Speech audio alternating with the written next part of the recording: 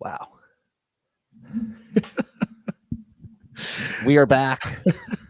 We are back with the Empty Netters Puckline News, brought to you by BetMGM. It's Memorial Day, and I'm being very patriotic. You're not. You're a bitch. Dude, hold on. This I don't want to get anyone in trouble, but like I have American flag shorts on. Wow. And that was a risky move on a live stream. I just want to say. I stood up and showed waist down on a live stream. I'm not going to say why I can't do that, but I can't stand up right now. That could have ended everything. Could have ended Netters as we know it. Just saying. Well, listen, it's great to be here. It's great to be arriving and showing up for the fans and showing up for the people on a Monday that is a holiday. Yep. On Memorial Day, we're honoring the troops today. And I would say shouts to everyone that showed up here too, because it's a holiday for them. And they could be doing anything they want. Massive shout out to the chat, to everyone who's here showing up on this holiday to get in and talk about some hockey. Get your daily fix from the Empty Netters. A lot of people upset from various fan bases over the weekend. I will say, man, we'll get into all these games in a second, and maybe I'll wait for the Stars Oilers section. But I'll tell you what, pal, we had one Dallas Stars fan who was in our DMs sending us voice notes, and Alice and I were driving around yesterday, and I was just playing these voice notes on full volume in the car, and this man was fucking screaming his frustration with the team, with the refs, with the league, with us, because we weren't talking about it enough. And I was like, oh my God, this is going to be a great Monday show. Dude, I want to say, Dan, Boldy, our boy, Matt Boldy Glazer, says, you guys hungover? I can't speak to you, Dan, because you're in LA. I'm in Boston. But Boldy, I am in shambles. This is a fucking nightmare. I can't believe this. I can't believe I agreed to do this. It all started on my fucking Thursday flight, which I had some people DMing being like, how were the travels? Did it all hell break loose? And obviously it did. Fucking massive delay in Denver because of a windstorm in Boston. Thought I would never take off, but I barely fucking slept. And then you just come right into the madness. I get here and all my boys live here and it's just chaos. And he's wedding last night, and I've slept 6 hours since Thursday. So here we are. I'm in shambles. But we're hockey. I mean, there you go. Flower Cup said sounding tired there, DP. I don't know that I sound that tired. I think it's maybe I'm not in the studio. It's a mic setting. It's a mic setting. You hit the tired setting on the mic, dude. Those XLRs. I'm fine, dude. Michael in the chat says he's popping Pepto like Pez, so he's dying right now. Dude, I need that, Mike. I need that. Mike, send some to me, please. Holy fuck. But listen, there are no breaks. There are no breaks around here. Yes, it's a holiday weekend, but the Stanley Cup playoffs churn on, so we keep rocking. I do want to take a brief moment before we get into these games. I'm going to switch up my patriotic hat to another patriotic hat. Oh, that is gas. The fuck did you get that? We're going to talk about Team USA. First gold medal in the World Championship since 1933. 92 years.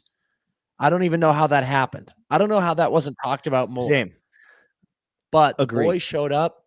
Casual 25 save shutout from Jeremy Swayman. OT winner from Tage Thompson. And Team USA, on the eve of Memorial Day, wins a gold medal in the World Championship. That is just beautiful stuff. Absolutely beautiful. Dude, you know why? And I think we'll dig into this even more on the pod that we will record tonight. But they brought the Gaudreau jersey out, which was so sick. Incredible. And the fact that it was Zach, the fact that it was Werenski who ran down, no hesitation. Like, first thought was like, I'm going to get that jersey. So sick. And here's why I love our boy Will Smith. Dude, Smitty's texting us after the semi game because we're just chatting, being like, go get it, dude. And Smitty goes, first time, dude, we got to get it done. First time in 91 years. And I'm like, well, it is 92, but I love you. And just like, I love, Close. I love how Smitty, dude. He's like, he's so dialed, but not quite. But like, he's so dialed, but didn't quite know. He is. Listen, math is hard. Math is hard, Smitty. Yeah, I it's get hard it. as shit. Dude. Um, He's here to score goals, not math. I and will that's say that. fine. Oh, wow! Always on it. Boldy Glazer. I just popped in the chat. I was about to say this. Zeev Boyum has 4 gold medals now. Yeah, Sick like stat, dude. Of the course kid he is knew just that. an absolute machine, pumping in gold. So, Dude, you know what I did see? And this is kind of like a dumb qualifier because I don't think Four Nations was a joke at all. But I saw this quote that was like, Four Nations only had 4 teams. And again, I don't know why that should have mattered. That should have made it easier. But it was like men's worlds, women's worlds, men's world juniors. The 3 internationals that had everybody. USA won everything. yeah. And then obviously second in Four Nations. But I was like, yo, dude, it's coming. It's coming. It's our game. It really is, man. We're taking over. But we can get into. I do want to shout out Denmark, by the way. Getting as far as Denmark did, I think they had 1 NHL player on their roster. Yeah. Oh, did they? Nice. Yeah. Oh, yeah. Tom. Yeah. Good shit, Thomas. But great matchup. Huge accomplishment for USA. Everything counts, man. It's like a trophy's a trophy, a medal's a medal, and that's a world championship gold medal. Awesome for a lot of those boys. A lot of those guys who had been knocked out, they went and joined. You saw William Nylander go join Team Sweden, and a lot of those USA boys who just wanted to play some more hockey. I think it sometimes it gets taken for granted. Guys could easily just go, no, I'm enjoying my summer. And a lot of these dudes pack their bag and they go, no, I'm going overseas and I'm going to play more hockey. I'm going to represent Team USA, and they pull in a gold. That's absolutely money. That's why you got to rep. Yeah. That's why you got to Come on. Let's talk some playoffs. Yep. Starting with Cats Canes, folks. Cats Canes, game 3 over the weekend. What do you know? Another tough result for the Carolina Hurricanes. Florida goes up 3-0. We are on the eve of another sweep tonight. How are you feeling, CP? My first reaction to that game, and I think we all felt that it was headed that way. Carolina is good enough to win, and it's like they could win in Florida. I wasn't like this is over for sure, even though we were all trending that way. My initial reaction to start that game was absolutely insane to bench Freddie. In my opinion, such easy hindsight, whatever. An interesting decision. I literally cannot fathom that benching. And I'm dead ass, dude. He has given up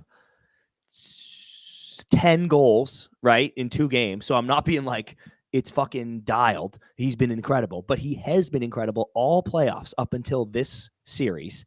And I wouldn't say that anything was on him in the first 2 games. I even read the quotes last live of Rod being like, we would have lost with any goalie in that. It's none of these are his fault. We're hanging him out to dry. And then you sit him in game 3 for Kochetkov, who gave up the most goals the Carolina Hurricanes had given up in the playoffs up until this Florida series was the one game Kochetkov played against fucking Jersey. And I'm like, you're going him here in this game that you have to have? That was like, and granted, it was 1-1 going into the third, so like whatever. But I am saying that was a fucking mind-blowing decision. It just felt so reactionary. And as you said, you know, who knows if there's a significant knock that we don't know about. And if that's the case, that changes everything. But if that's not the case, it was just such a wildly reactionary decision that didn't work at all. But you know, it's another thing, and we'll get it down into the nitty-gritties of this game. That game was just, it was 1-1 for a while. It was 2-1 almost halfway through the third. Like it felt close. And then at the same time, it just was not close at all. You were sitting there watching that game going, when is the roof going to blow off? When is Florida just going to completely step on the gas? And the fact that it ends 6-2 is just another like, yep, there we go. I was left thinking, Dan, about the Matthew Tkachuk quote from, I think after the Game 7 in Toronto, where he said we're built to wear you down over a 7-game series and within a game. And that's all. That was the lingering thought I had in my brain as I just watched them hammer in goals in the third, where I was like, this is what they do. They're not worried 1-1. They're actually happy because they're like, yep. And now we've broken you. Whereas I think teams that play them go, this is amazing. We're playing so well. It's 1-1. We're happy. But Florida's like, psych, you're an idiot. You needed to be up 5-1 to have a fucking chance to win this game, because the third period, we're going to ragdoll you because it's exactly what we do. And then that is exactly what happened. Like, and the Canes, dude, like, Orlov had a bad game. I feel bad because I loved him in Washington. I loved his stint in Boston. And it's happened in game 2, right? Like, Svech was horrible in game 2. Turned over a bunch of pucks to give up those goals. Orlov had a tough game. And when he shattered his stick on, like, I think it was the fucking Barkov. It was the turnover something on the sidewall. Barkov stepped in, barring in, snapped his twig. Yeah. So he knows, but it's like watching that game, man, or that third period more specifically, every fucking turnover ends up in your net, and then everyone's looking at each other, screaming. Gostisbehere, Martinook barking at each other, everybody yelling at people. And it's like what Osh said the other day. It's just they are coming apart at the fucking seams. And you want to be surprised. This isn't even a knock at Carolina. You want to be surprised, but the Panthers fans and Panthers players are going, this is exactly what we expected to happen. Here comes our third period attack, and you're not equipped to handle it. Yeah, it's it feels like it's over. All of those breakdowns, just, I agree with you, felt so, I mean, shit, man. It feels like the whole game, I couldn't believe, shout out Piotr and the Canes. I can't believe that first period didn't get out of hand. It was like at the drop of the puck, Florida was all over them. There was that Verhaeghe shot that was a paddle save and out. Kachuk had a couple of good chances. Bennett had a few good chances out front. And it felt like this was just absolute toast. And then they get that first one, and Carolina held on for a while. They tied it up, but it just felt relentless. And yeah, this defense for Carolina that has felt so strong, and their forecheck that has felt so strong, they look like they're out of answers. They look completely incapable of coming up with anything to combat what Florida is doing to them. And that's why I was saying it was just like the game was over. It was tied, and the game was over. And you can see it once they get that goal, and then they get another, and then they get another. And you're just like, oh, yeah, like it just, the dam was going to break eventually, and it broke. And then there you go. And there's just the other factor too. It's like we had a lot of Oilers fans being like, oh my God, the depth can't be matched. We roll 4 lines, blah, blah, blah, blah, blah, blah, blah. Four lines better than anyone else. I'm like, are you looking at this Florida team? Like yes, the Oilers 4 lines rolling is very impressive. We're going to talk all about that. But Florida is out here. We said it in game 2 when Forsling scored. Every fucking defenseman on the team has now scored, which is insane. Yeah.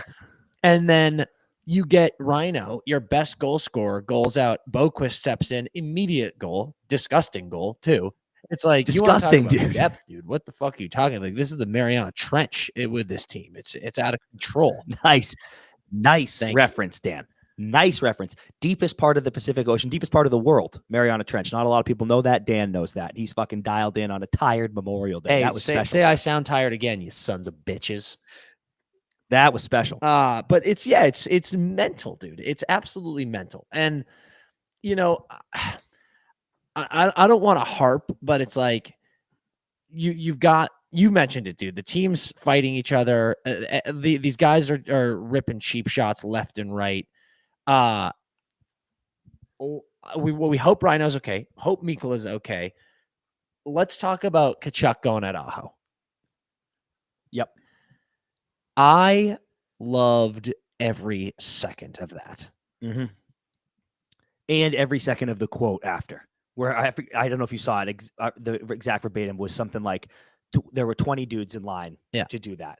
You know, like this is how our team is built versus, and I think you saw the biz shit after too, where he's like, how is no one going to where's the 20 people in line to defend our boy on the Carolina side? Because we're not seeing that at all. It was a odd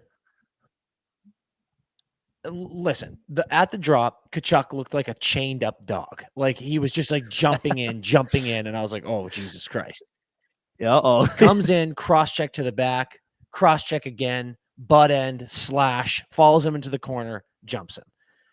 And there, I would hear the argument. I feel like some Canes fans on Biz's comments, Canes fans would be like, well, dude, it was a fight. It was like a 1v1. Like you don't want to be third man in. You don't want to, and I'm with Biz completely. I'm like, no, like you have to, when someone looks like a zombie from fucking The Last of Us chasing after somebody, you got to do something. You have to answer in a way. And then, yeah, the way Kachuk was just like going like this, tapping his head, and he's like, I'm in your head, dude. Like we are owning you.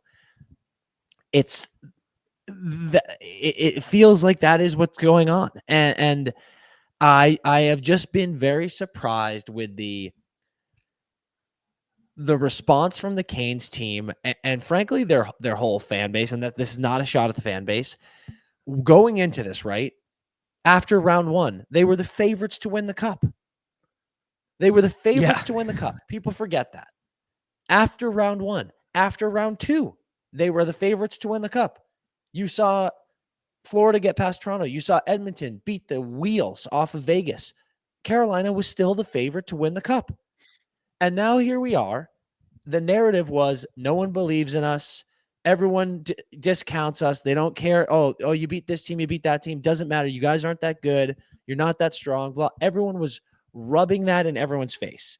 They're going, keep not believing in us. Keep thinking we're not tough. Keep thinking we can't break you down. And now here we are, about to possibly get swept again. And the excuses, man. I'm just seeing too many excuses. This team was supposed to be in a rebuilding phase. We weren't even supposed to make the playoffs. This team doesn't have elite goal scoring. We don't have all-stars on the roster. The excuses that have been dumped in the truckload ever since going down 3-0 is nauseating to me. It's like, take your medicine. Take your medicine. You were saying that you were going to show this Florida Panthers team something that they had never seen. You were going to frustrate them more than anyone has been able to do all playoffs. And now you're getting dog walked and again, and the excuses are everywhere. And it leads into, I was a little toasty and I was a little reactionary. I'll admit it. But I'm watching that game and I tweeted for my personal, don't worry. I didn't make it an empty netter's thought. But I said, if you don't fire Rod Brindamore, you're not a serious franchise. And the responses in defense of Rod being like, dude, you won't find anyone better. If he were to get fired, he would get scooped up by another team immediately. All of those are true. I'm saying it from a pure optics level, dude. Fuck the extension. Fuck how much the owner loves him. I know that this is all. Fuck the fact that he's a great coach. He's a great coach. Yeah. But if you want to sit here and you want to blame the roster, you want to blame the guys on the ice time and time again, go for it. And you're not wrong. But I am here to tell you, being 0-11 in Eastern Conference Finals goes beyond just the roster. It does.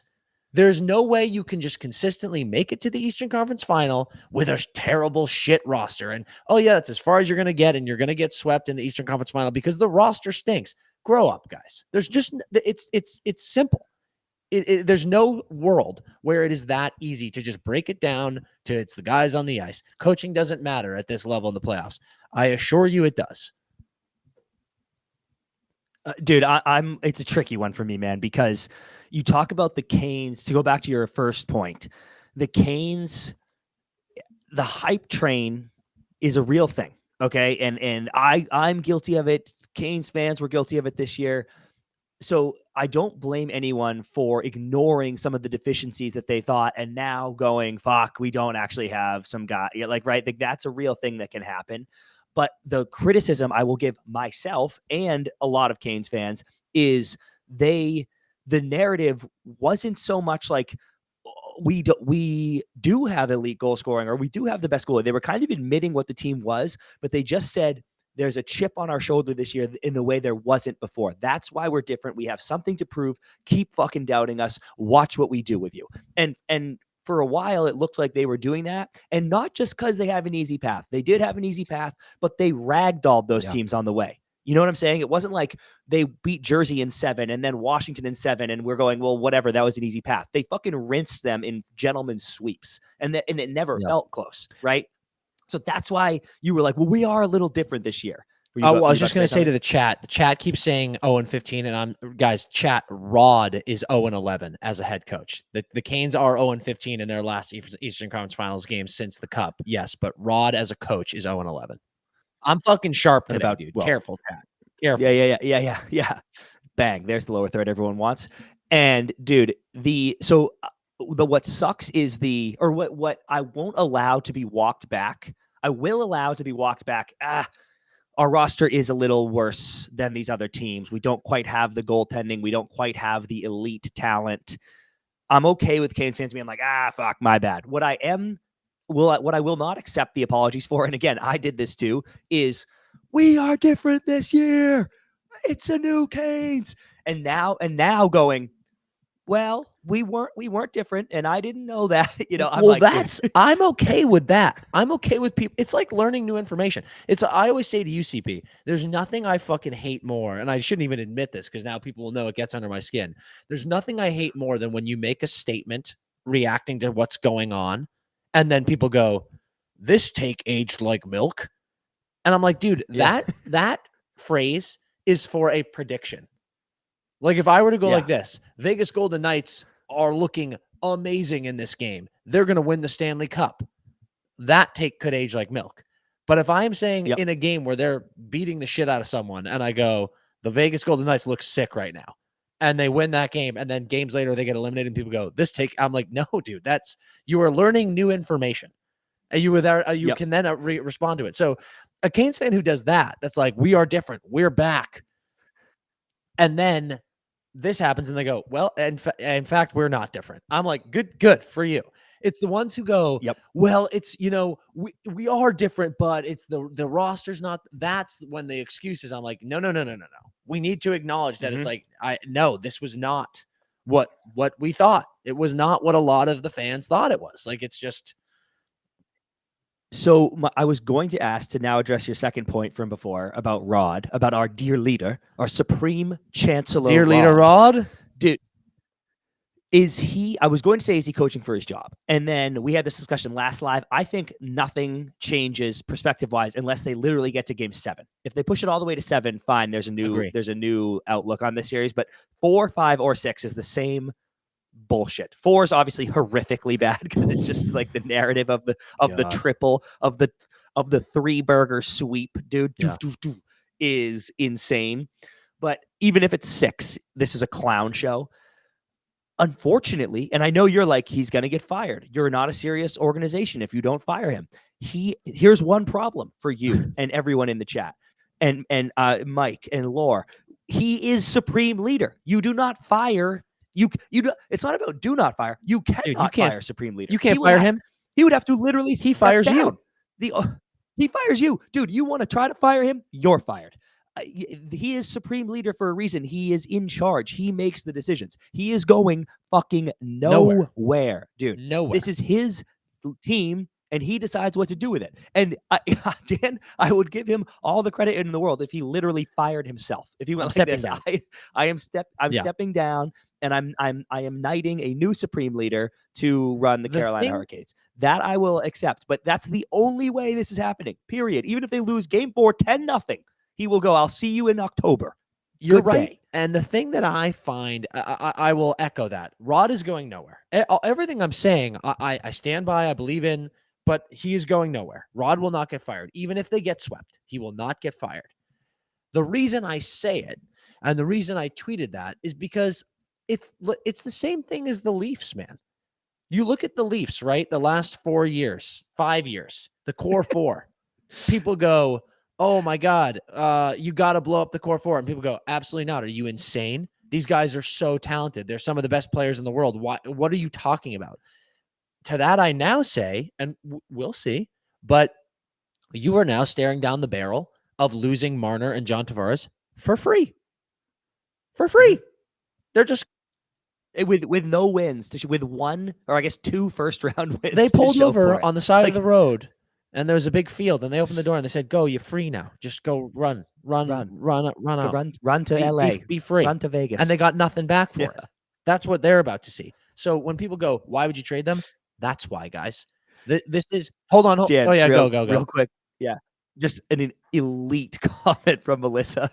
Even if Rod gets fired, he'll say he didn't get fired. He'll go, this looked like So a fucking firing. true, Melissa. Yeah. If Rod gets fired, he'll go like this. I mean, I know it seems like I got fired, but I don't think I did. And people go, "Oh, shit." Oh, okay. Apparently not. That's awesome. But with the Leafs, you let those guys go for free now. And the definition of insanity, right? We talk about it all the time. Doing the same thing, expecting a different result. I don't think Rod is a bad coach. I think he's a fantastic coach. But it's 3 in a row. If they get swept 3 in a row, and it's one of those things, right? You just keep Rod around. And you go back to the Eastern Conference Finals and you go, it'll be different this time. It'll be different. And what if you lose game 1? What if next year Rod gets to the Eastern Conference Finals and loses game 1? You go, oh my God. Fuck. And then he loses game 2. Like, what are you doing? To me, it's not a better coach. It's a different coach that maybe you need. I wonder, Dan, if he should have, like, they sat Freddie in game 3 erroneously. I wonder if he should have sat himself. Like, what if he was like, I'm sitting out game 3, bench coach. I don't know who their assistant coach is. You take the wheel, see what happens. Sits himself. He's not firing himself. He's watching from the press box, but I think maybe scratching the head coach should become more of a thing just for one game, just to maybe it's a Billy Bean thing. Like he can't be in the ballpark. Yeah, right, dude. I think if Rod had sat himself for game 3, they might have won. A football coach? I know that there are tons of coordinators in football who watch from the press box. Wasn't there a head coach who like legitimately wasn't on the sidelines in something? I don't know. That would be gas. If Rod like watched from an iPad in the locker room with an earpiece in. Yeah. He could talk at intermission. He can be there. But I'm just thinking, like, you sit yourself down, send a message to the boys. We're mixing it up. We're trying everything. Maybe it's me. That would have been, dude, he might need to sit game 4. It's wild, man. I don't like harping on Rod because I know we're doing it for comedic purposes, but I think my biggest thing is this is just wild. It's absolutely insane, the timing, and I don't really know what to say about it. And frankly, if you are Rod Brindamore, you know you're a good coach, you know you have a good group, and it's just wild that this shit keeps happening. So I don't know what you need to do. There's definite roster changes that need to happen, but again, the series isn't over. And we've seen crazy shit. Last year in the final, Florida was up 3-0 and it went to game 7. So who knows? We'll see. But just everything about these games feels so over to me. And we haven't seen Carolina be able to have a response in the slightest. And that is crazy. So here was his quote after, Dan. Just bad decision making. And the 4 rookies in the lineup can't be some of your better players. Like, that can't happen. There's a couple guys in there that I don't think came to play the way we needed to in this time of year. It can't be Jordan Staal and Jordan Martinook being our best players. That can't always be that way, and they are every night. So we needed some more out of some guys. First of all, another absolute ricochet. That dude, like, which is true. It's a true sentence. So, like, it's not, I don't blame him, but just so tough. He's like, Martinook can't be our best player. And I'm like, yeah. And it's also, it's such a brutal ricochet shot at Jordan Martin. It's like, dude, I'm pretty good. Jesus Christ. But it's the infighting. It's what you're saying. Like, on the bench, they're kind of going at it. Even this stuff too. In the press conferences, you're just saying things that are like, dude, give the guys a break. Fucking Jesus Christ. But yeah, I mean, if you're a Carolina Hurricanes fan, you there's just no way you think that you have a chance here, right? It's like last year in the final. Yes, Edmonton went down 3-0, but you do still get to go, we have Connor and Leon. There's a chance. Yeah, correct. Yep. Anything could happen. So With this Carolina team, I think what we're seeing, it's like this team isn't going to do it. You might get one, you might win game 4, you might win game 5, but there's no planet where this Florida team is losing 4 straight to you. There's absolutely no planet. So that's that. I weirdly think that like the Canes players need to win tonight. Yeah.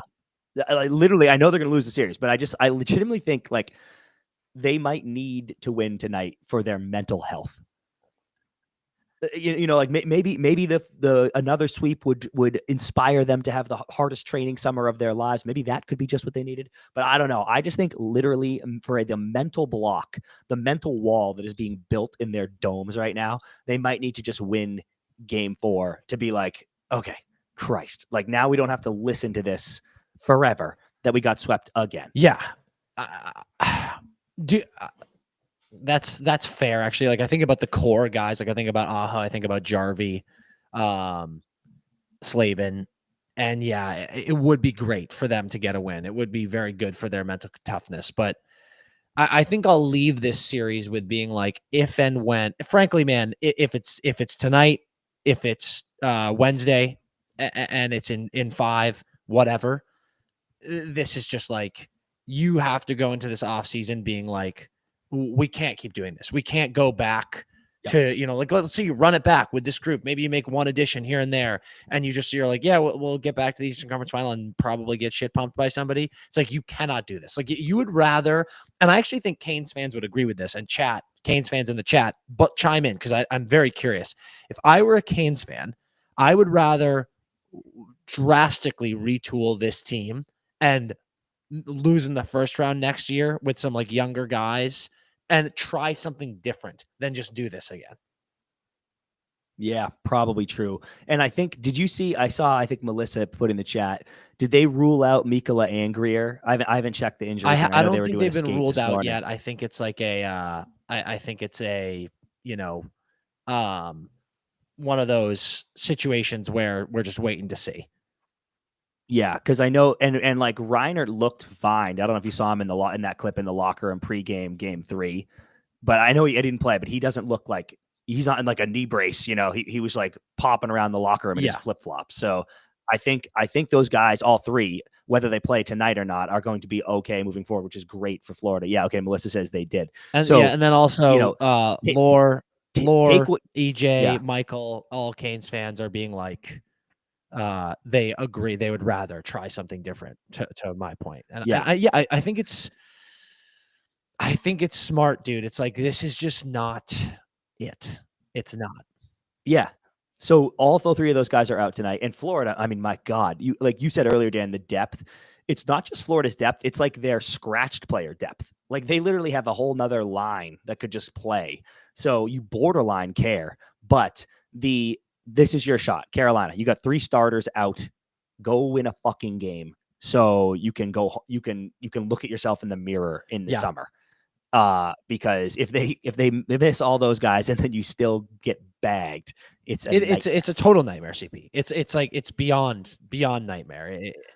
Are you worried? I made a joke a while ago that I was like, the Panthers swept and then lost the cup and then had a good series and won the cup. So you got to throw a game here. You can't sweep. But are you legit worried? I'm legit worried that the Panthers aren't getting enough resistance in this series to stay sharp enough for the final. And like, no disrespect, but I'm like, this is a clown show. Dude, this is preseason hockey. I hear you. So you're now going to lose the cup because you got to figure it out. If they weren't so dialed and body bagging, I would think maybe I'd be like, ooh, but they look so good. And again, it's like, they've got, but you're not playing like pressure tight hockey with 5 minutes left, OT games. You're not getting that. That's a muscle, dude. Bro, I think they need to Russia, dude, not at 4 Nations, not at Worlds. I think they call the Soviets and scrimmage them in the off days. Can you imagine if Florida was scrimmaging the Soviets in between games? That'd be crazy. Dude, I think that might be what they need. They need to get Russia, get Putin on the phone, dude. He would love a game. No one's giving him a game. Legitimately, we talk about all the time. It's like, teams don't really practice that much during the playoffs. It's like, you're playing every other day. I think that this Florida team would honestly rather just sweep tonight so they can start practicing against each other. rather than Each like other. I would get more intense hockey if we were practicing against each other. Go Russia, dude. You think Ovi wouldn't come play, dude? He's pissed off. Call the Soviets. Florida should be scrimmaging when they win tonight. They better have the Soviets on the ice fucking tomorrow to get ready for fucking the Oilers. Like this is the answer, dude. Get the fucking Soviets here, and then you'll be ready to go. Iron sharpens iron, Dan. That's what they need. It's a fact. Let's pop it over to the next series, CP. Let's get into Stars Oilers. We had a wild game one of the best third periods you'll ever see from Dallas. They go up 1-0. Then Stuart Skinner. Unbelievable. Yep. Oilers are up 2-1 in the series, but let's talk about game two because we've got two games to discuss here. We had the game on Friday and we had the game yesterday on Sunday night or Sunday day. And it looks like the inevitable Oilers are well and back, folks, and they are going straight to the cup, and we are getting a nice rematch of last year's cup final. But in game two, we've got a lot to get into. But the one thing I want to start with, CP, we can break down that game, everything that happened. But I feel like I need to discuss. There's a 3-0 win for Edmonton. When I mentioned the Dallas fans screaming, literally sending voice notes, screaming. At one point, he goes like this: "You guys should be embarrassed. You guys should be embarrassed that you haven't talked about this yet." And I very calmly replied, and I was like, "We haven't had a podcast come out yet. We haven't had an episode." Let's discuss the Darnell Nurse slash to the foot of Rupe Hintz that has put Rupe Hintz in a walking boot and knocked him out of the series for now. Yep. Curious what you want to say. Dude, I am appalled that was not a 5-minute misconduct and that he hasn't been. I don't necessarily know that I need a suspension, but how was that not a fine? That was an egregious slash to the top of the foot. Like, it's exactly what Nurse was trying to do. Everyone knows it in hockey. People have talked about it. Chris Pronger talked about it. He was like, I did that to guys. That was intentionally done to break his foot. And I think he did.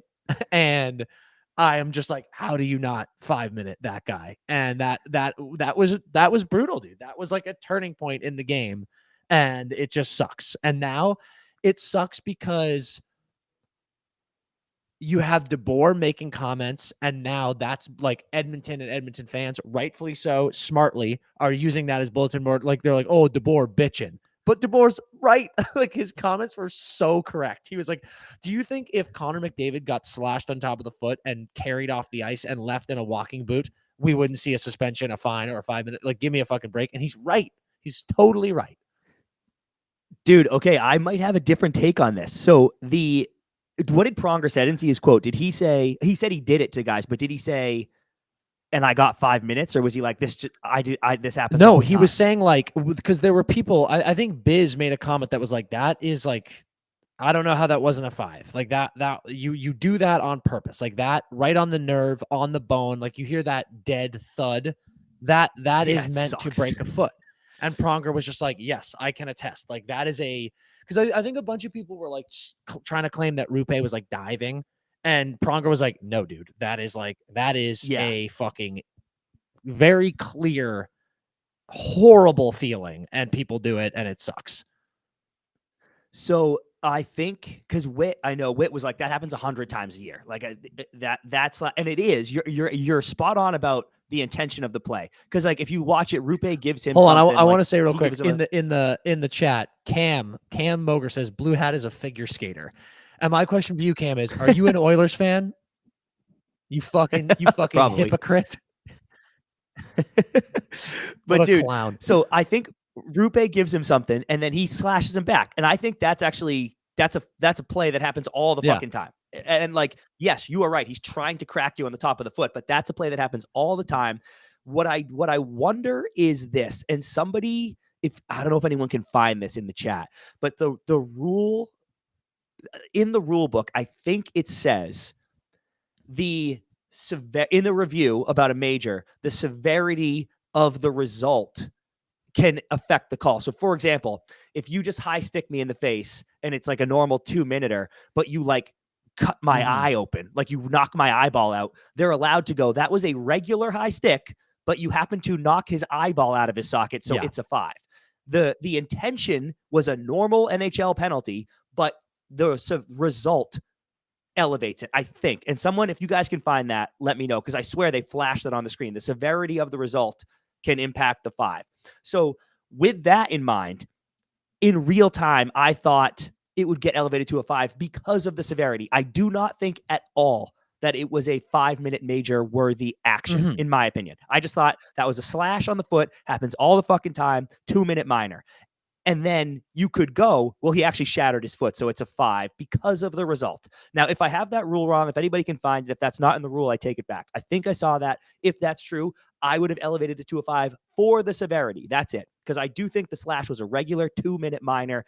And anyone saying like, bro, that was a fucking malicious play, fuck him. I'm like, dude, he slashed him in the foot on purpose because that's what fucking happens in hockey in front of the net. And again, it's like I said, I don't want a suspension. Like I want people to acknowledge what happened. And like, yeah. So this, Tyler says, and I don't know if this is verbatim, if we copied this, but it says a major penalty at the discretion of the referee based on the severity of the contact shall be imposed on a player who slashes an opponent. When injury occurs, a major penalty must be assessed. So in my mind, I was like, that's like verbatim what happened, where it was a regular minor penalty action.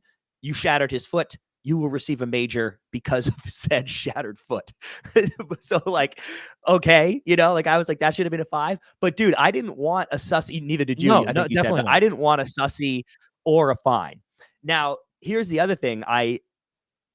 You might be right. I can't tell. You might have convinced me. But where I was slightly disagreed with you is I don't know that they call it differently if it was McDavid. I don't think they do.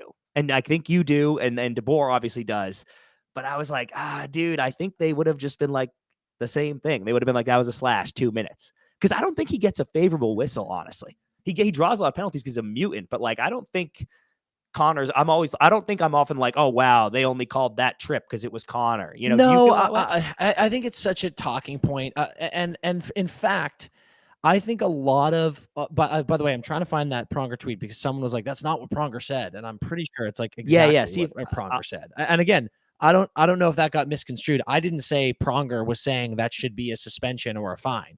I'm saying Pronger was like, that is a slash to the top of the foot on the nerve and the bone that hurts like a motherfucker. And I used to do it to players and to hurt them. And I don't mean like break their foot, but to like make you feel it. And that's what Nurse was doing too. So I agree with you there. That's what I was saying. Pronger said, if that got misconstrued, chat or whoever said that, my bad. But at the same time, that's exactly what I said. I don't think Connor gets calls differently.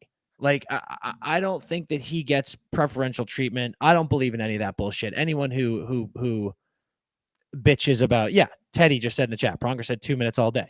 Exactly. Like it's a penalty. Yeah. I don't think he gets preferential treatment at all. I don't like that shit. I don't buy that shit when people complain about refs. You know my take on complaining about refs. I think it's a fucking clown show.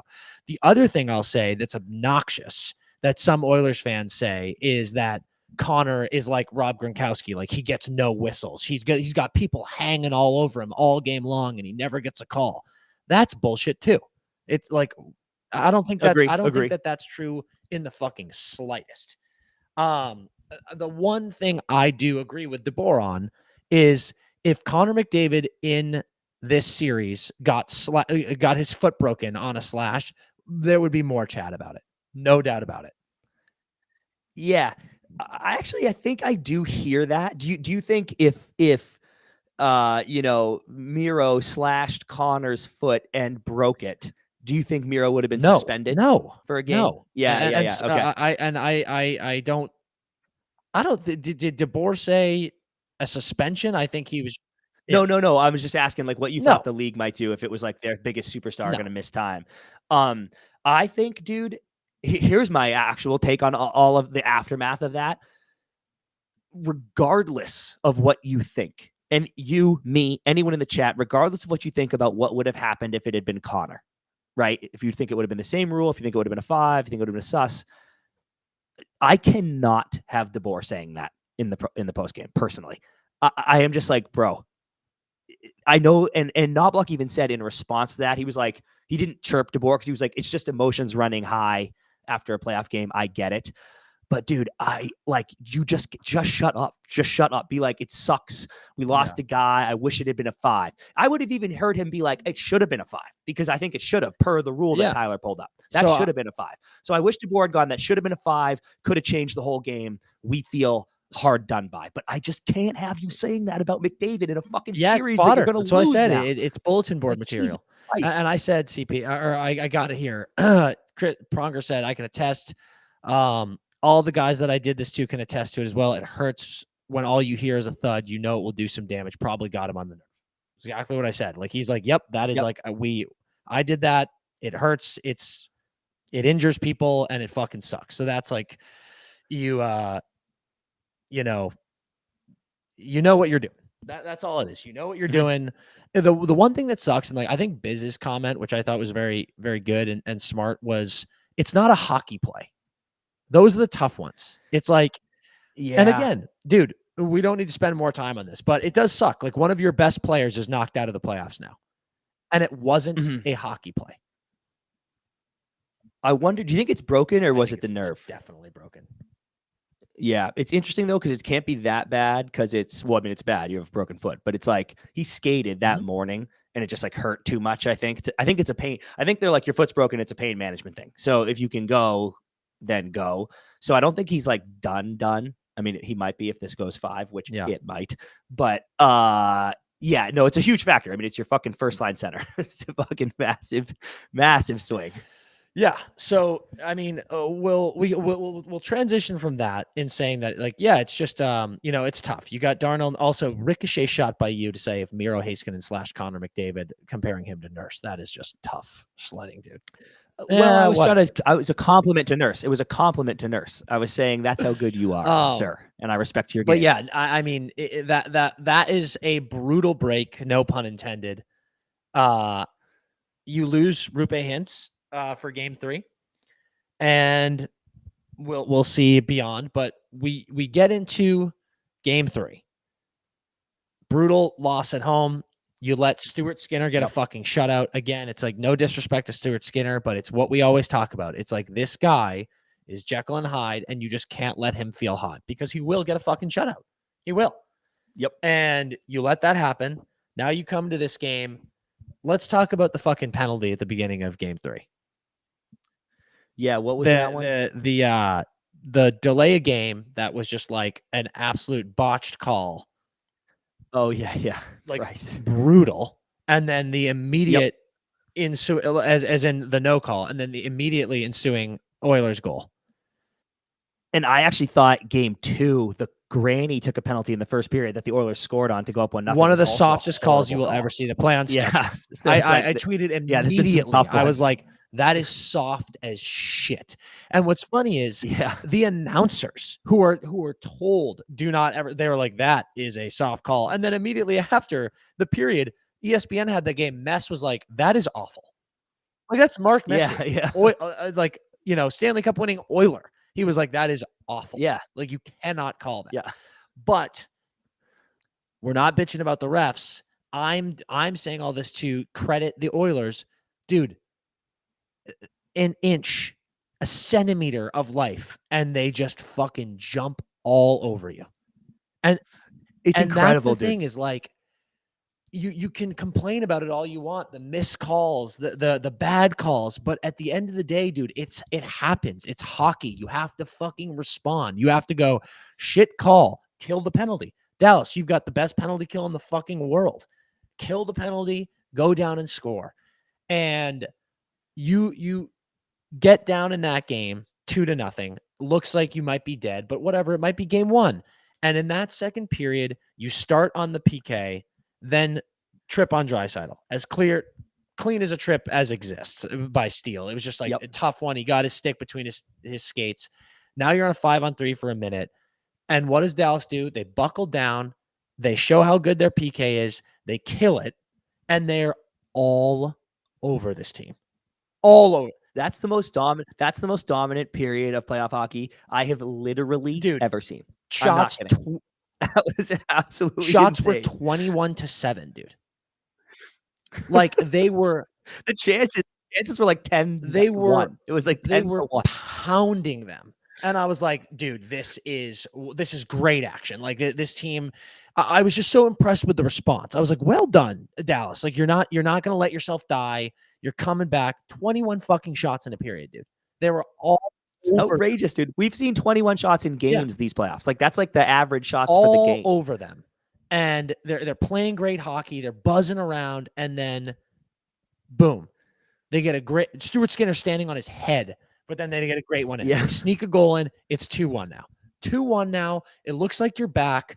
You've shaken off all the bullshit, the slashes, the bad calls, the missed calls, whatever. You're like, okay, we're not letting this bullshit get in our head anymore. You make that game a 1-goal game, and you're killing them. And then what do you do, dude? With 6 seconds left or something like that, they go, let's fall asleep at the wheel and make a stupid mistake with Connor fucking McDavid on the ice. Mikko Rantanen, Jason Robertson on the sidewall. Such an easy chance to chip the puck out, do whatever. They're lazy. They're swinging their sticks. And Connor McDavid, who has also been out there for a minute and a fucking half, still busting his ass. Still keeps that puck in, steps in, decent shot, goal. You are now dead. You are so dead, bro. No one has ever been more dead than you. Oh, dude, he's so good. It's so good. sick. And like, that fucking kill shot at the end of that period, to quote Ham Sandwich, who just said that, like, dude, that was toast. Like 30 seconds left in the second. You made it a 1-goal game. You're all over this team. You give Connor McDavid a fraction, and he kills you. And then, like that, blink. Third period starts. Goal. It's now 6-1. Like, you are fucking so dead.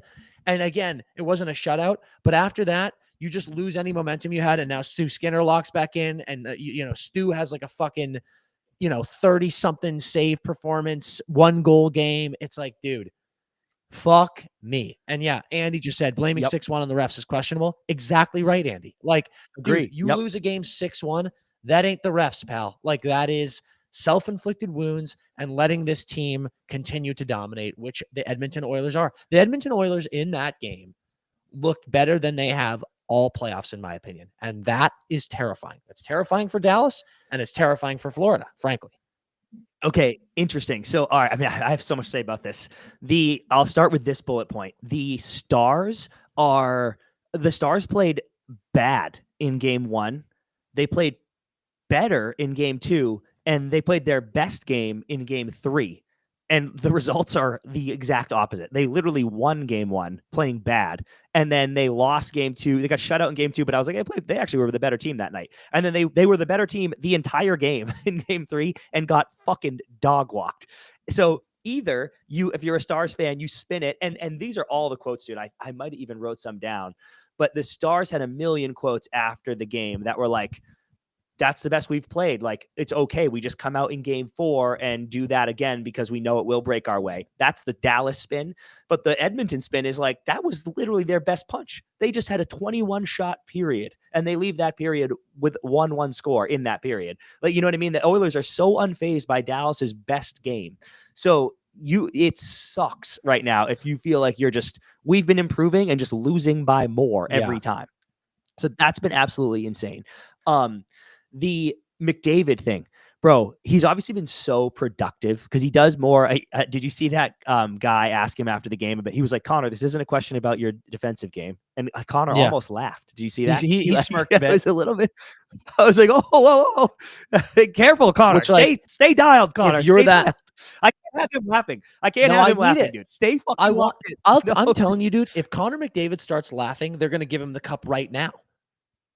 He doesn't need to be locked in. CP. No. He is the most locked. He was born locked in. He was born in the dark. Yeah. He doesn't need it. But I can't I don't want any cracks, dude. He can laugh after they win, dude. He can laugh when they're dumping beer down his fucking head out of the Stanley Cup. Right now, dude, if I see his teeth again, we're fucked, dude. Stay dialed, Connor. So, but he'd been doing so much, playing great D's. He got a million fucking assists as always, but he just hadn't seen him go in. And I saw it was like his regular season shooting percentage, CP shooting percentage guy. His regular season shooting percentage was like 13.9, 14 something. And in the playoffs, it's been 5. So it's just like they're not bouncing. So just for him to pop 2 is like nightmare fuel for Dallas because they were coming and you just had to knock them out before they started coming. And now it's like you're down 2-1 and Connor's scoring again. And you're like, buddy, like this is not it. My next bullet point is Otter. Man, long netters listeners know I love him. I think he is at times literally the best goalie in the league. At worst, like a top 5 goalie in the league. He is, you just can't give up this many goals. And it's a similar thing that I've said about Freddie and some other guys where I'm like, I don't think a lot of those are his fault. Tough screens, tips, whatever. But you look back to that series, which like put Otter on the map against the Flames when he's saving 45 shots a night. But Bobrovsky's saving fucking 1 million shots a night. Like you have to be a guy for your team. And it's so much to ask for sure. But it's like, and Lola just said he had no help. Agree. I think most of these goals aren't Otter's fault, but I'm just saying the stat line in these playoff games can't be they've scored 5 goals on 20 shots. No, it can't. And dude, Teddy in the chat just said argument that Edmonton's won 7 of 9 periods in this series so far. I think that's definite. Like periods 1 and 2, regardless of the score in game 1, I don't think they were landslide Oilers. Like Dallas looked okay, but really, it's like I hate when I say this and people jump down my throat. It's like Dallas has played poorly. They've played poorly in this series, and that's not discrediting the Oilers, guys. Like when I say that, I do genuinely mean because Edmonton is forcing them to play poorly, right? There's a big difference between, you have games where both teams play incredibly well and someone wins. That's not every game isn't like that. And that doesn't mean to say you're not giving credit to the winning team. Sometimes it is like, dude, you'll have a game, the Kings, for example. Sorry, boys, but like round 1, the Kings definitely lost a few of those games. Game 3 in particular.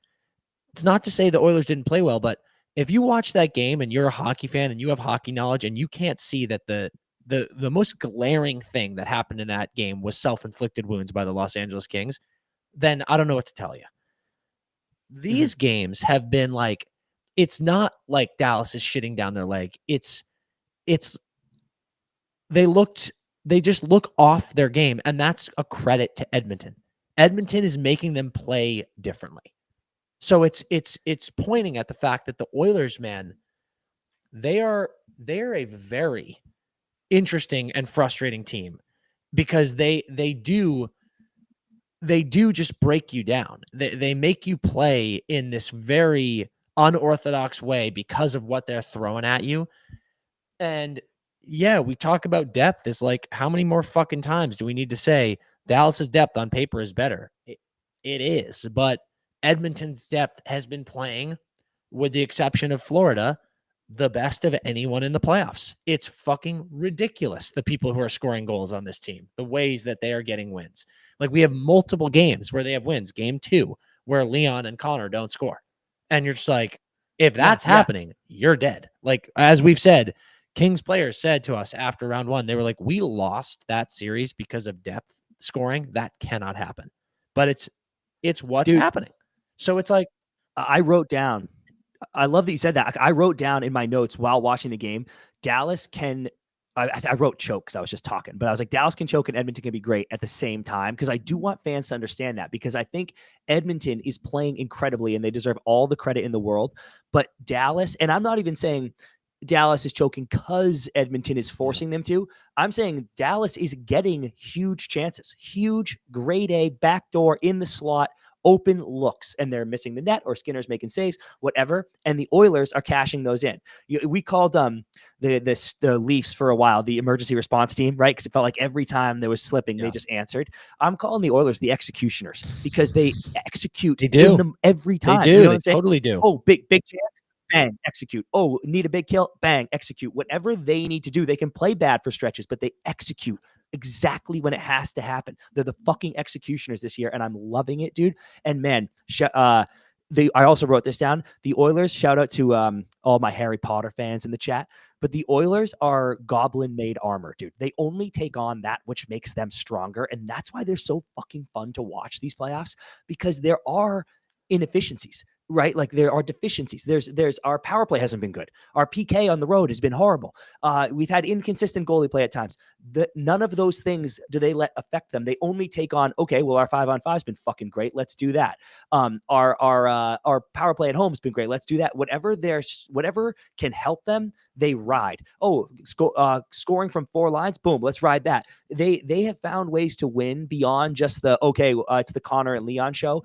Whatever they can find that makes them stronger, they suck in and just fucking stab you in the heart. And it's like, it's amazing. I've become obsessed with this fucking team in like a way where I feel like a serial killer where I'm like, I found a target that I was like, I don't like that thing. And now I'm like so deeply obsessed with them that all I can do when I go to bed at night, all I think about is like the way the Oilers juggle lines and the way they can move Draisaitl and Connor together when they need to swing the momentum in the second period, and the way Bouchard jumps into the play and the way Skinner can knock one out of the net. It's like, there's just Oilers spinning around my head every night when I go to bed.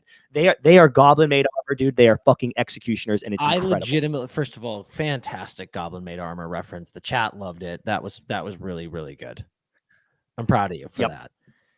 I love you. I'm a big, you know me, dude. I got Potter shit everywhere. The difference every night. I am currently living a double life. We say Stu Skinner is Dr. Jekyll and Mr. Hyde. So am I, because every night we have a different game on.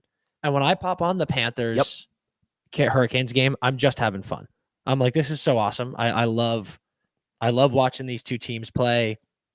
Florida's buzzing. I'm on the Cats bandwagon, as you know, and like, it's great. I turn on these games and I'm a shell of myself. I'm absolutely miserable when I turn on Oilers Stars games because I feel like I'm watching a brain puzzle that I can't solve, and I'm locked in a room. I feel like 11 in early days Stranger Things, hooked up to all of these machines while they're just like doing tests on my brain to see if my powers will react. Because dude, you have a bloody nose. I literally get a bloody nose every time I watch this series. Like, I sit there and my nose just starts bleeding while I'm watching these teams play, because it is insane. And it's like, last game, I know these are always confusing. Like, this one doesn't really make sense, but they released the cumulative expected goals chart from last game. And it was like, I think Dallas was like 2.76 and Edmonton was 0.83, and you lose 6-1.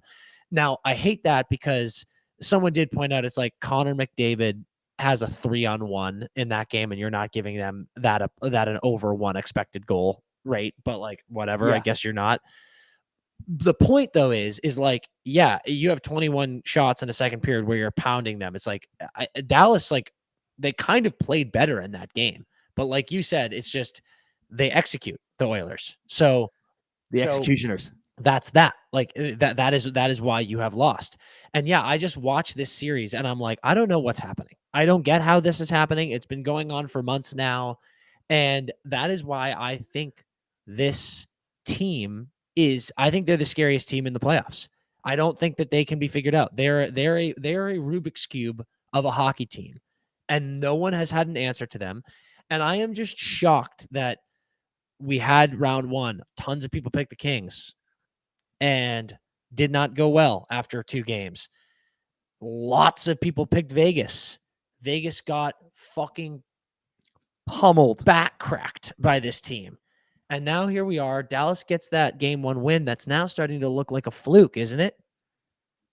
You get that game. This should be 3-0. This should be 3-0. That's not even a question. Those are fucking miracle. Those were correct calls. Like, I'm not saying they shouldn't have got those power plays, but those were fucking miracle, like, oh, we were gifted 3 power plays in the third period and we happened to cash in on them, not because we were dominant, just like good shots and screens and whatever. This should be 3-0.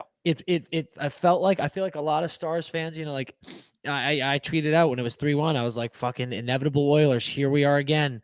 And then Dallas wins that game, and Dallas fans were like, like, let's fucking go. How about that response? And I was like, oh my God, that was amazing. And people were like that, they were just asleep for a couple periods, and now here we are. And since then, you have lost 9-1. You got shut out in a game. You almost got shut out in the next game. One of those was at home. Now you're in fucking Hades in Rogers Place. You think you're going to win game 4 with how these things are going? Rupe's not playing. Rantanen hasn't scored in, what is it, CP? 6 games? Rantanen hasn't scored a goal in 9 goals in 10 games. Oh my God. Rantanen hasn't scored a goal in 6 games. Jason Robertson continues to he got credit for that goal, sure, but Robo is not doing fuck all in this and missing big chances. Dude, like he's getting wide open nets. I'm like, and buddy. I do think it's like I think he's hurt. But fuck me. It's one of those things, like we were talking to Demers the other day. He's like, dude, hurt or not, like you got to be doing more out here. And it's like, you said it in our notes, CP. It's like, are we in a place now where it's like Dallas, we're about to ban Dallas from the playoffs? You wanted this matchup? You really wanted this, Stars? You were begging for the Oilers? You wanted retribution from last year? This looks fucking terrible. And yeah, save for that, what feels like a fluke third period, this is a sweep. It's the same fucking thing as Florida, Carolina. I can't believe how much the turntables have turned, to quote Michael Scott. It's like, this is it's looking like a fucking beatdown, an absolute beatdown. I have something to say about Dallas, but I want to go back real quick to your earlier point and some stuff in the chat. Lola and Amber both saying Oilers learned from last year. They're fueled by the Stanley Cup final game 7 last year. Could not agree more. I was thinking, here comes my another pop culture reference, but I was like, I could hear that Defying Gravity song in Wicked. Like, something has changed within me. Because I was like, oh, dude, they something changed. Like the Oilers lost that game, and you said preseason, Dan. You were like, they don't give up. That has rage fueled them to get back here. And then they lost some guys, dude. They lost the depth has been so crazy because to lose Holloway and Broberg on offer sheets and Fogle and all this shit. And I'm like, there's literally no way you're deeper. And then they are clearly proving to be deeper, ready, built for this. And something snapped in them that we didn't quite process because they weren't turned it on. They hadn't turned it on, and they didn't even turn it on to start the playoffs. It literally took game 3 of the Kings series. And then they found the switch and it snapped, and they just won't let this happen, dude. They will not let themselves lose. They are going back, and buddy, they fucking deserve it. I am not, I think Boldy said, Boldy goes, can I jump on the bandwagon? Bro, same. Like I'm not asking Oilers fans to welcome me because I don't deserve it, but holy shit, dude, they fucking, we did that blind ranking of like who deserves it. It's the Oilers. It's Edmonton, the city. It's the Oilers fans. It's the Oilers players. They have fucking gone nuclear when it mattered most because they said we will avenge this from last year. And they're and I hope they do it because it's been mesmerizingly cool to watch this team be indestructible. No matter how you come at them, no matter how you ask them to beat you, they will beat you. And it's fucking sick, dude. It's so sick. It's like I've talked about so many times how much I love Dallas. I love this team. I love the boys on the team. I love the fans. I love Dallas fans. And but I just have to say, it feels crazy to say this with how good Florida is. I'm not. Does anyone feel better than Oilers fans right now? Like, I can't. The vibes, the people in Edmonton right now at Rogers last night.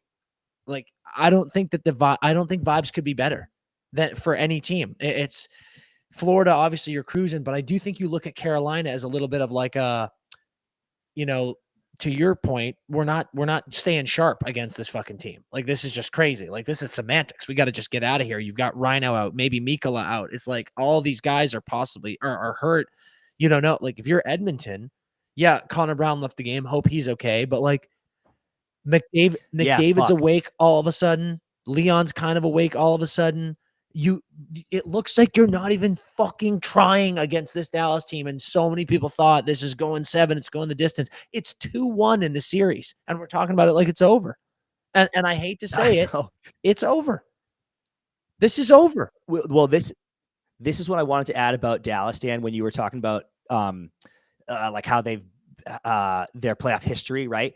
So I found this quote, and it says, this was just in the in like an ESPN article or something. Okay, it says in the first round against the Colorado Avalanche, DeBoer told the players no one had picked them to win because of injuries to Miro Heiskanen and forward Jason Robinson. He told them outsiders didn't show enough respect to the guys who were in the room. It created an underdog attitude, even though the Stars finished 5th in the NHL in the regular season, the Avalanche 8th, and Dallas won in 7 games. DeBoer is 9-0 in Game 7s, blah blah blah. And then in the series against Winnipeg, same deal, like going up against the best team in the league. DeBoer had another comment about like, we're going up against the Vezina winner, all this shit. I think, Dan, after Game 4 of the Winnipeg series, when Dallas went up 3-1, they lost that attitude, because I actually think they played this so perfectly with the chip on our shoulder underdog thing. Nobody believes in us. You know how powerful that is in pro sports. Everyone picking the Avs, everybody, okay, because of the injuries, but everybody picking the Avs, everybody picking, or not everybody, but people picking Winnipeg because of Hellebuck. Dallas was able to be like, fuck the world. We are nasty. We've been to 2 straight Western finals, 3 out of the last 4, and we're getting disrespected like this. And DeBoer had the room fired up like that. Once they went up 3-1 against Winnipeg, Dallas being like, here's where you guys should come for the final. Up 3-1 in round 2. Here, dude, come to this barbecue place. It's sick. This is awesome. I can't wait to see you guys here for Stanley Cup, Victory Plaza, all this shit. Dallas, somewhere along the line, completely lost the thread of, we got to earn this. We are the dogs. Because that was really getting them to play their best hockey, to we're rolling, and I'm like, we're already in the Cup final. And now you're getting fucking kicked in the dick by Edmonton. And maybe this game was enough to like recapture that attitude. But man, they lost that big time. They got ahead of their ski. In my opinion, they got ahead of their skis huge after Game 4 against Winnipeg. And like the cockiness is killing them right now. Yeah, I mean, I agree. It's they look like they look a little petulant. You know, we said it after Game 2, Carolina. They look a little petulant. I love DeBoer, but some of the comments, some of the things are going on. It looks like a team that's frustrated that doesn't have answers. And I'm seeing in the chat people being like, yeah, like Otter's got to steal a game. Respectfully, dude, this isn't where you should be, Dallas. You shouldn't be saying we need Otter to steal games. If you believe what you are, you should be beating this team. Like, where is Rantanen? Where is Robertson? Frankly, Heiskanen's back, dude. Where is Heiskanen? He's got 1 goal. You need Wyatt Johnston to not be a fucking -18 in this series, like in the playoffs. Like, where are these guys? So I don't know. Like some people in the chat saying, they think it's going 6. Sure, maybe it is, but like this is over. This series is over. Edmonton is. They are going into what I said about the fans. Like, is there anyone who feels better? Someone asked in the chat, are they favorites against the Cats? I will say we now have 3 straight series of teams that simply cannot handle this Edmonton team or figure them out. I don't know how they're not favorites. Now, obviously, Florida beat them last year, and Florida is the most perfect playoff team I've ever seen. They're the most perfectly constructed team. They're the greatest unit that has ever existed. We'll see. But no one can figure out this Oilers team. And that is, to me, fucking ride the train. And bro, I have another announcement to make too. I have never experienced a 180. Makes it sound like I was full of hate, and I wasn't. So it's not a 180. Put it this way: no player in the history of the National Hockey League has ever won me over harder than who I'm about to say. And I was a Sid guy when it was Sid Ovi in the start, right? I was anti-Ovi because I was like, I want my guy to be the best. But then Ovi's just become so sick that you're like that's an example of a player that you just change your opinion of over the years. Stuart Skinner is my favorite player in the entire league. And it's because I'm serious, dude. I love this guy. I'm obsessed with this guy now. He's a beatboxing madman. His ability to take, if you're a goalie in the National Hockey League, be a goldfish, right? You need the short memory. Everybody would say that. His ability to take the adversity that he's dealt with and not just go, doesn't matter, I still believe in myself, because that's what everybody says. But here's the thing. You do have self-doubt because you are a human being. There's no such thing as just going, oh, I just forget about the games I give up 1,000 goals and I just go believe in myself. Incorrect, dude. That's in your head. The ability for him to compartmentalize what he's gone through this playoff and last playoff. And everybody last year going, the only reason the Oilers didn't quite get it done is because Stuart Skinner couldn't make the big saves. Dude, he doesn't give a rat's. He shows up and he's fucking centered. Dude, he's centered in the net. He's centered up here. He's dialed in everywhere and just is the next puck. All that matters to this guy is the next puck. Bro, he's from Edmonton. I was looking him up. I'm obsessed with him. He's my favorite player. He's from Edmonton. Grew up an Oilers fan. Ryan Nugent-Hopkins is his favorite player. Now he's saving pucks for him so they can get himself a cup. Bro, he is the ninth. He has 9 siblings, or there's 8 siblings. There's 9 of them. He's the youngest of 9. They all have a name that starts with S in the whole family. And they're about to add a 10th S, Stanley, because he's going to lift that motherfucker at the end of the season because he's the sickest dude in the league. I love him. I'll take a bullet for him now and his mustache. This guy, I've never seen a goalie just go like this. Don't care. Feed me the next puck. Don't give a shit what happened 5 seconds ago. I'm the boy. I love Stuart Skinner, dude. He's the fucking man. How could you not? I do too after that rant. I mean, you're right. The mental toughness this guy has is unparalleled. It's ridiculous. And yeah, I mean, when I knew that game was over, I think it was 2-1, maybe 1-0, but Dutchy got a puck in the slot, nice little slow up a play, drag snap, and it was just like a really reach out, nabbed glove save by Stu. And I was like, oh boy, he's in. So I think Stu got hot, got locked at the right time, and that's that. That's all she wrote. He could do anything, dude. He should summit Everest after he wins the Stanley Cup because he can do that. And then he should swim to the bottom there on a trench because he can do that. Stuart Skinner can do anything. And I will watch him do it. I'll pay money to watch him do whatever he wants to do. He's the fucking man. I'm very happy to see this turn for me, pal. It's incredible, dude. Stuff. You have I love when an athlete gives you no choice but to put your respect on him because man, I know he is a dog. I am with you. Well, listen, we've been buzzing for a while here. This has been great breakdowns of these series. We got a game tonight, Florida, Carolina. We'll see if the sweep can continue. Get your brooms out, I think. Before we go, as we said, Memorial Day, we want to honor the troops. Shout out to the troops who give us this day to remember and be proud to be Americans. And I just wanted to take a quick second to speed round. Let's just talk about some stuff we love about America. Dan texted me and he was like, dude, what do you think are the most American things? What do you think of the most American things going? And actually, Canadians in the chat, I want to hear what your perception of the most American things going. I wrote some down, Dan. Do you have some? Or yeah. These aren't necessarily my favorite things. I really love calling out American things. Yeah. Okay. Say one. Oh, okay. Yeah, I'll go first. All right. Well, the first one's kind of boring, but I wrote bald eagle because I just think it's that's so American. Flip them. I don't think bald eagles should be more prevalent in the country. Bald eagles, yeah.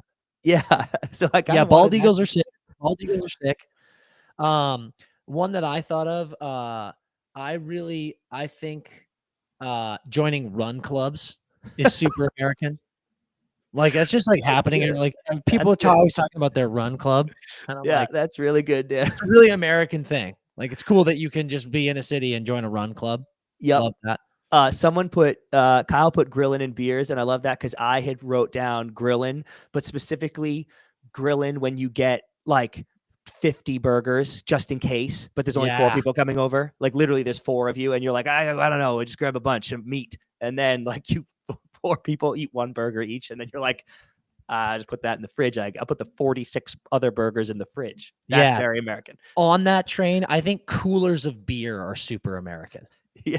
I don't think I've seen a cooler of beer anywhere else in my life. And it's like, listen, there are things, don't get me wrong. Like I've seen beers in stuff in other countries, but like cooler, maybe it's coolers. Coolers are really American. Coolers. Dude, You see also them at barbecues, you see them at tailgates. Like coolers are very American. Justin in the chat says, can you all start using actual bald eagles noises though? Still using hawk noises? That is a fact. Most people don't know that. Every time you hear that bald eagle caw, that's a hawk. Who said that?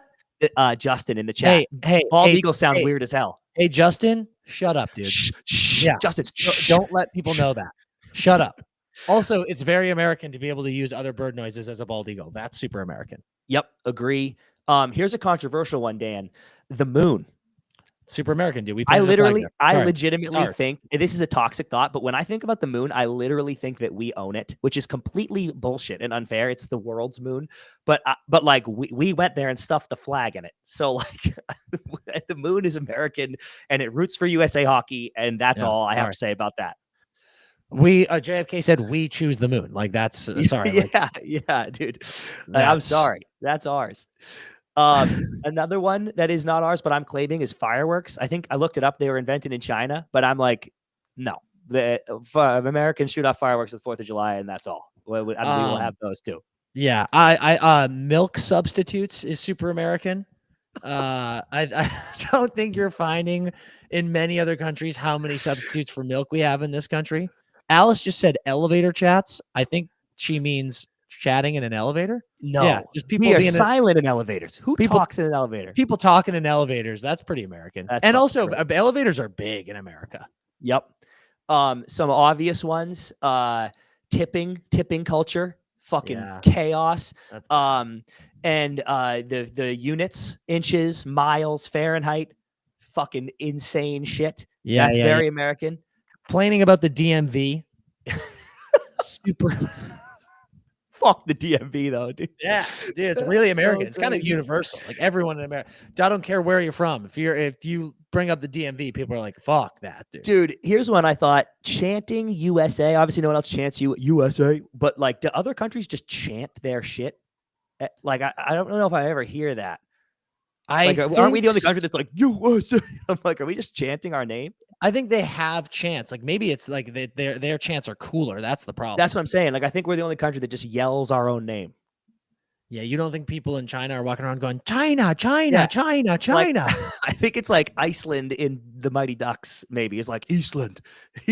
Like that's but that's because that was written by Americans, and they're like they probably chant their name, and I'm like, dude, no one does that but us. Boldy Glazer just said traffic is very American. I would have said that too, dude, until you see a photo of like traffic in Beijing and people are literally abandoning their cars. Like I don't even think we know what traffic is in America, honestly. Yep. Black Friday. That's Black Friday is super American, dude. Fuck Thanksgiving. Fuck Thanksgiving. How about Cyber Monday? Dude, Cyber Monday. Try that on for size, pal. What about road trips? I feel like everyone else has good rails and we just don't. So we have to we're road tripping. Do other people road trip? I feel like we're the only people that that just road trip. No, where road tripping is very American. Like you can't road trip other places. Like the road tripping is so American. They take a train. They take like a free train. And I'm like, no, dude, pack the car. We're going to the Grand Canyon. Yeah. And they're like, sick, dude. That's awesome. You know what else? This is going to be my closer because I'm going to get one here on Memorial Day weekend. Koozies. Other people must have koozies, dude. No. Koozies is super American. Guaranteed that was invented in America. Yeah, probably right. And I know a bunch of Canadians are going to be like, we use koozies too. And to that, I say you're welcome. Yeah. Because koozies are super American. Yep.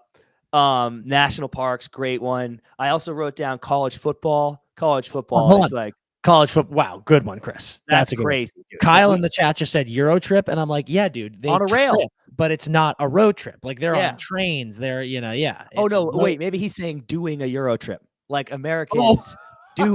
Kyle, if that's what you're saying, going to do a Euro trip, great call. Super American. Like that. We do that all the time, dude. We're like, oh, fucking me and the fellas are going to Europe. And I'm like, that's gas, dude. Oh, that's fucking great. And then a reality TV, people becoming celebrities, but I guess there's like some reality TV in England and shit too. But we love I think reality the UK, TV. the UK is really good about having reality celebrities becoming like big people. Yeah, and then I also Ant wrote and down Dec, dude. Ant and Dec are great. Yeah, I also wrote down truck commercials. We love a truck commercial. Like it is actually wild. Yeah. How many truck commercials you will see if you watch Do TV. you even like? I mean, Canada. We got to end this fucking episode. This is insane what we're doing here. Canada, you're just driving the same cars as us. I guess I don't know. In Europe, are there like everyone drives a Maserati? I think in Europe, BMW commercials ripping as often as we're seeing Ford and Chevy commercials that are just like, watch how much we can strap to the back of this truck and tow up a mountain. Like, is that happening in Germany, or are they like, look at this sick sports car? I think the latter. I think the latter too. All right, we got to get out of here, folks. We got to go enjoy our Memorial Day weekend. Check it out. CP, stand up, show them the merch. Bang, bang. Look at my rat shirt, guys. The store is 20% off right now for Memorial Day sale. Get in there. Huge sale. If you're not on there, if you're an Oilers fan or a Cats fan right now, we've got our amazing shirts. Also, Cats fans, little tip off to you. I've got a new shirt coming for you. I know the elbow room shirt is amazing, and people were like, we want a new one. You're getting a new one. You complained enough. Well done. Squeaky wheel gets the oil. No pun intended about the Oilers. Yeah, you are getting the oil. You are getting the oil too, though. Great shit on the site right now. Everything 20% off. Go enjoy. Make sure you're subscribed to the YouTube. Follow us on all the socials. 5-star ratings on Apple and Spotify. You guys know the drill. Everyone go enjoy your Memorial Day. Thanks for hanging with us. No, it's a holiday.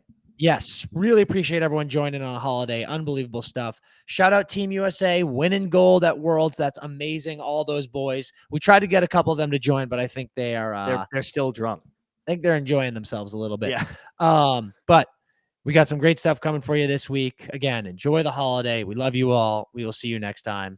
And CP, tell them what to do on this holiday.